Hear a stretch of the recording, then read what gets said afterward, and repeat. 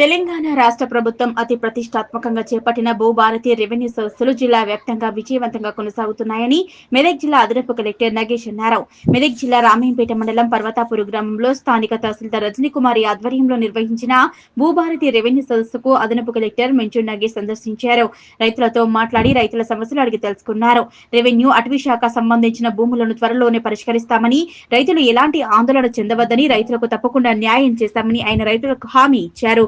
Revenue సదస్సుల ద్వారా స్వీకరించిన దరఖాస్తులను 45 రోజుల్లో పరిష్కరించేందుకు కృషి చేస్తామన్నారు. భూ సమస్యల పరిష్కారం కోసం నిర్వహిస్తున్న రెవెన్యూ సదస్సులను రైతులు సద్వినియోగం చేసుకోవాలని, భూములకు సంబంధించిన సమస్యలు పరిష్కరించుకోవాలని ఆయన ప్రజలకు సూచించారు. ఈ కార్యక్రమంలో తహసీల్దార్ రజనీకుమారి, ఆర్ఐ మహమ్మద్ గౌస్ తదితరులు పాల్గొన్నారు.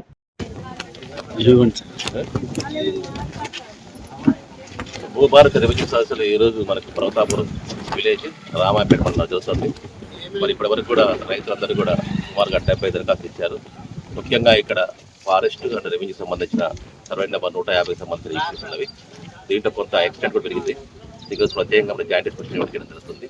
అదేవిధంగా భూ సమస్యలు ఏమన్నా ఎక్స్టెంట్ తప్పున్నా కానీ, పేరులో తప్పున్నా కానీ కూడా చిన్న చిన్న సమస్యలు అంటే కూడా ఈ రెవెన్యూ సోర్స్ వల్ల పరిష్కారం చేసే అవకాశం ఉంది. కాబట్టి రైతులందరూ కూడా వాళ్ళు దరఖాస్తు చేసుకునే అవకాశం ఉంది.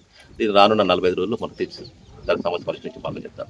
Thank you.